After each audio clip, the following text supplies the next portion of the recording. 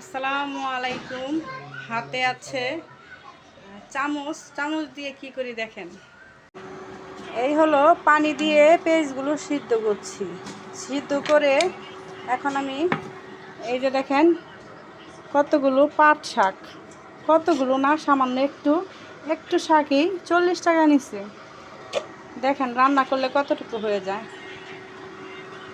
পানির ভিতরে আমি এগুলো ছেড়ে দিব। আমাদের গাজীপুরের রান্না পাট শাক এভাবেই রান্না করে, আমরা এভাবেই খাই তেল ছাড়া। পাট শাক আমার কাছে সেই মজা লাগে। এই যে দেখেন শাকগুলো সামান্য একটুকুনো হয়ে গেছে। এখানে 40 টাকা শাক। অবশ্য এখন সিজন এখনও ভালোমুড়ি পুরাপুরি নামে নাই তো শাক, তারপরও এই জন্য এত দাম। রোজার মাস সবাই তো মনে করেন একটু দামটা বেশি রাখে, সব জিনিসের দামটা একটু বেশি রাখে। আলহামদুলিল্লাহ, তারপরে শাকটা রান্না হয়ে গেছে, দুইজনে খেতে পারলেই হবে। আরও কিছু কিন্তু রান্না করেছি আজকে। আজকে বড় মেয়েটা দাদির বাড়িতে বেড়াইতে গেছে, তো তাই ইফতার তৈরি করি নাই। আজকে ভাত রান্না করছি আর সাথে নানান জাতের জিনিস রান্না করছি। আর ইফতার বানানো, আমার একটা ছোটো বেবি আছে, তাকে নিয়ে ইফতার বানানোর অনেক ঝামেলা, আবার রান্না করতে হবে, তাই একবারে রান্না করে শেষ করে দিয়েছি। এই হলো বেগুনের বড়া বানাইছি, আলুর বড়া বানাইছি।